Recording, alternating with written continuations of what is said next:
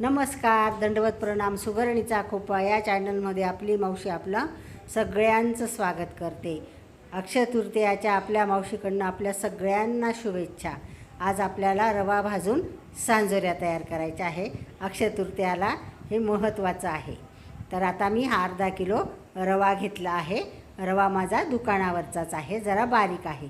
जो घरात होता मी तोच घेतला. घरी तयार केलेला रवा नाही आहे, हा आयताच आहे. तर आता मी भाजून घेते कलर बदलेपर्यंत. रवा खूप चांगला भाजावा लागतो सांजोरींसाठी, नाही कच्चा राहिला तर सांजोरी बिघडते. हे बघा, हा रवा पहिला आहे आणि आता याचा असा रंग पालटलेला आहे. इतपत आपल्याला सगळा रवा भाजून घ्यायचा आहे. आता हा गूळ घेतला, जेवढा रवा तेवढाच गूळ घ्यायचा आहे आपल्याला.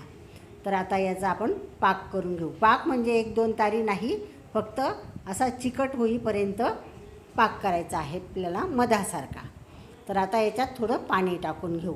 पाणी टाकल्यावर आपला जो गूळ आहे तो पगळून जातो आणि मग त्याचा पाक आपल्याला लवकर करता येईल. तर आता हा बघा, हा असा पाक झाला आहे आपला, हा तयार पाक आहे. जरा जड लागला की चमच्याला समजायचं की आपला पाक झाला आहे. आणि याच्यामध्ये थोडं तेल टाकून घ्यायचं आहे आपल्याला. आता हा भाजलेला रवा आहे, याच्यात आपण पाक टाकणार आहोत, पण तो गाळून टाकणार आहोत. आपला जो गूळ होता तो लाल जर होता, म्हणून लाल रंगाचाच असा पाक मिळाला आहे आपल्याला.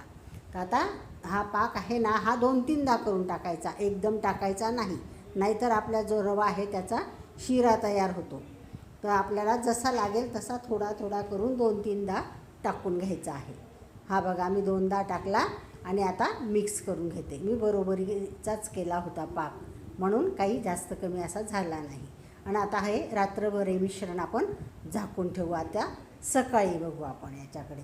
आता सकाळी बघितलं, पण हा जरा घट्ट झाला आहे, टणक झाला आहे आणि मोकळा तर बिलकुलच झाला नाही. पण आता आपल्याला याला मोकळा करून घ्यायचा आहे. त्याच्यासाठी मी कढई ठेवली. कढईमध्ये पाणी टाकून घेतलं. पाणी उकळलं की त्याच्यात आपल्याला तेल टाकून घ्यायचं आहे. आपला रवा का घट्ट झाला सांजोरीचा, तर आपल्याला त्याला असं मोकळं करता येतं बघा. आता हे उकळलेलं पाणी मी ह्या रव्यात ओतून घेणार आहे. आता हे पाणी ओतून घेतलं आणि एक अर्धा तास आपण झाकून ठेवलं की आपला सगळा रवा असा मोकळा होईल. असं मिक्स करून घ्यायचं आणि झाकून ठेवायचं एक अर्धा तास. तसा छान आपल्याला मोकळा रवा हाताने करावा लागतो, पण छान असा मोकळा होतो. तर मग मी आता आणि जरा आपण कमीच असा मोकळा केला की आपली सांजोरी जास्त दिवस टिकते, महिनाभरसुद्धा टिकते. म्हणून असा मोकळा, जास्त असा पाण्याचा रवा नाही करायचा, जरा मोकळाच ठेवायचा रवा, म्हणजे आपली सांजोरी लवकर खराब होत नाही. आता याच्यामध्ये हा भाजलेला खोबऱ्याचा नारळाचा किस आहे आणि हा 2-3 चमचा आपल्याला टाकून घ्यायचा आहे. तो मी थोडा भाजूनच घेतला. सुक्या नारळाचा किस आहे तो. आता हा किस आपण 2-3दा टाकून 2-3 चमचे टाकून घेतले की आपल्याला दुसरेही मसाले पण त्याच्यात टाकून घ्यायचे आहे. आपल्याला जी सांजोरी आहे ना, ती छान लागली पाहिजे स्वादाची, म्हणून आपल्याला याच्यात काजू बदाम नाही टाकायचे. ही सांजोरी आहे, पारंपरिक पद्धतीने करतो आहोत आपण. आता ही सुंठ पावडर टाकून घेतली मी 1 चमचा. त्याच्यात आता आपल्याला विलायची पावडर पण टाकायची आहे, ती पण 1च चमचा टाकायची आहे. म्हणजे आपली पारंपरिक जी सांजोरी आहे ती चवीला भन्नाट अशी लागते. ही खसखस आहे, ही खसखस पण 2 चमचे आहे, ही पण भाजून घेतली आहे. नारळाचा किस आणि खसखस याच्यापासून आपली सांजोरी खूप स्वादिष्ट लागते, तुम्ही करून बघा. तर आता हे आपण मिक्स करून घेणार आहोत. हे बघा, असं छान असं मिक्स करून घ्यायचं आहे. आणि आपला रवा हा एवढा अर्धा किलोपासूनच एवढा रवा फुलून गेला. अर्धा किलो गूळ आणि अर्धा किलो आपला रवा, म्हणून हा सांजा म्हणतो याला आम्ही. हा सांजा तयार झाला आहे. तर आता आपण या सांजासाठी आपण जे बघा किती मोकळा झाला आहे, तुम्हाला दाखवते मी किती मोकळा झाला आहे ते. तर आता हा आपला सांजा तयार झाला आहे. आणि याच्यासाठी आपल्याला मैदा भाजून घ्यायचा आहे. पहिल्याने घरी गहू ओलून आणि घरीच रवा मैदा असं तयार करत होत्या बायका. अजूनही कुणी घरी तयार करतं, पण आपण हा दुकानाचा वापरणार आहोत, आयता. आता हा 750 ग्राम असा मैदा आहे, त्याच्यामध्ये 2 पळ्या तेल टाकून घेणार आहे मी. आणि हा सगळ्या मैदा हा आपल्या सगळ्या पिठाला चोळून आणि मगच मळणार आहे. सांजोरीचं कसं असतं, आपण जो काही रवा भाजतो ना तो असा छान भाजला गेला पाहिजे, तो थोडाही कच्चा नाही राहिला पाहिजे आणि पाकही व्यवस्थित केला पाहिजे. नाहीतर आपली सांजोरी उन्हाळा आहे ना 2-4च दिवसात खराब होते. आणि सांजोरी अशी महत्त्वाची वस्तू आहे की आपला जो पित्तर असतो ना अक्षयतृतीयाचा त्याच्यासाठी लागतेच लागते. आणि घागरवर सुद्धा आपली जी घागर भरतो आमच्याकडे खानदेशात, तुमच्याकडे काय म्हणता मला माहिती नाही त्या विधीला, त्याच्यावर ठेवायला पण सांजोरी लागते. आता हा सगळ्या मैद्याला चोळून घेतला आहे मोहन आणि असं पीठ घट्ट पोळींच्या पिठापेक्षा थोडं घट्टसर असं मळायचं आहे आपल्याला. आणि आता आपल्याला साठा तयार करून घ्यायचा आहे. साठा म्हणजे काय, कॉर्नफ्लावर नाहीतर आपला मैदा घ्यायचा, त्याच्यात साजूक तूप नाहीतर तेल टाकायचं आणि त्याच्यापासून असं मिश्रण तयार करून घ्यायचं. आता या 2 पोळ्या लाटून घेतल्या मी. आता एका पोळीला तो साठा लावायचा आहे आणि त्याच्यावर ही दुसरी पोळी ठेवायची आहे. असा साठा करून घ्यायचा आहे, म्हणून लावून घ्यायचा आहे मधून.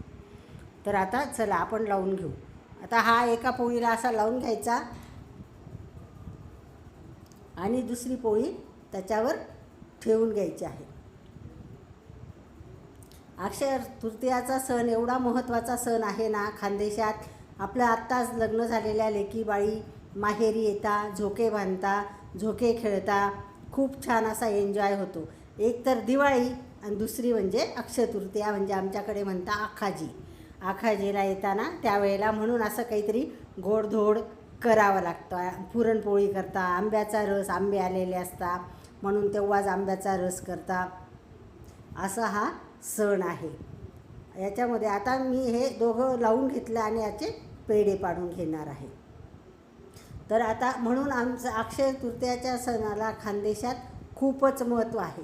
झोके बांधायचे, झोक्यावर गाणे म्हणायचे, 2 जण झोक्यावर बसता, एक इकडनं एक तिकडनं, छान असे गाणे म्हणतात, म्हणजे जुगलबंदी होते, छानच टिपऱ्या खेळता, आखाजीच्या गाणे नाचणे सगळा काही कार्यक्रम होतो. लेकीबाई माहेरी आले असताना मग माहेरपणाचा आनंद असतो तो खूपच छान. आता थोडी परंपरा कमी होत चालली आहे, पण पहिल्यानं तर खूपच एन्जॉय. आणि माहेरवाशिनीला अक्षय तृतीया आणि दिवाळी हे महत्त्वाचं आहे येण्यासाठी.